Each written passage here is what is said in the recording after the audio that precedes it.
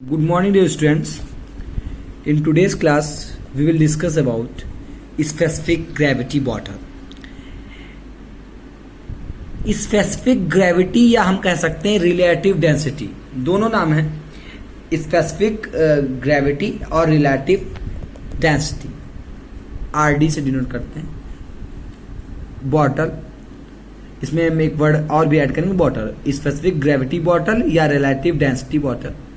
ये क्या होता है, स्मॉल होती है और एक थिन वॉल्ड ग्लास होती है. मतलब अगर हम बात करें, जैसे बात हो रही है स्पेसिफिक ग्रेविटी बॉटल की, तो अगर हम स्पेसिफिक ग्रेविटी बॉटल या इसका दूसरा नाम रिलेटिव डेंसिटी बॉटल है, ये क्या होती है, छोटी होती है और इसकी ये कांच की बनी होती है, जिसकी जो वॉल्स होती है थिन होती है, पतली होती है. और इसका यूज क्या किया जाता है, इसका यूज डेंसिटी या रिलेटिव डेंसिटी मेजर करने में किया जाता है. ठीक है, किसी लिक्विड की. और अगर हम ये डिस्कस करने से पहले कि कैसे इसको यूज किया जाता है, सबसे पहले हमको रिकॉल करना चाहिए कि डेफिनेशन क्या होती है रिलेटिव डेंसिटी की. तो रिलेटिव डेंसिटी की डेफिनेशन क्या होती है, रिलेटिव डेंसिटी, किसी सब्सटेंस की रिलेटिव डेंसिटी क्या होती है, उसकी डेंसिटी और उसकी डेंसिटी, मतलब उस लिक्विड की या जिस भी चीज की, किसी सब्सटेंस की जिसकी हमें रिलेटिव डेंसिटी निकालनी है, तो उसकी डेंसिटी और एक स्टैंडर्ड सब्सटेंस की डेंसिटी का रेशियो ही क्या होती है, रिलेटिव डेंसिटी होती है.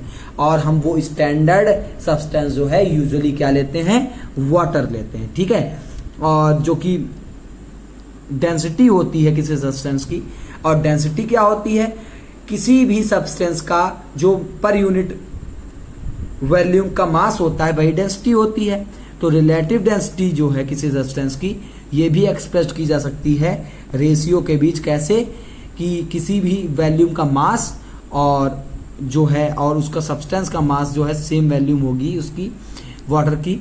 और फिर से समझिएगा, तो रिलेटिव डेंसिटी किसी सब्सटेंस की हम कैसे एक्सप्रेस कर सकते हैं, किस तरीके से कि मास, किसी भी वॉल्यूम का मास, मतलब किसी भी सब्सटेंस की वॉल्यूम का मास और उसी वॉल्यूम, मतलब और उसी वॉल्यूम के वाटर का मास, मतलब एक वॉल्यूम हो गई फिक्स्ड, उस वॉल्यूम का मास एक जो भी सब्सटेंस दिया हो और उसी वॉल्यूम के वाटर का मास का जो रेशियो होगा, उससे हम रिलेटिव डेंसिटी को डिनोट कर सकते हैं. और हमें ये याद रखना चाहिए कि रिलेटिव डेंसिटी है वो एक नंबर के तौर पे एक्सप्रेस होती है और उसकी कोई भी यूनिट नहीं होती. और क्यों नहीं यूनिट होती है, क्योंकि दोनों रेशियो जो हैं वो सिमिलर क्वांटिटीज के हैं.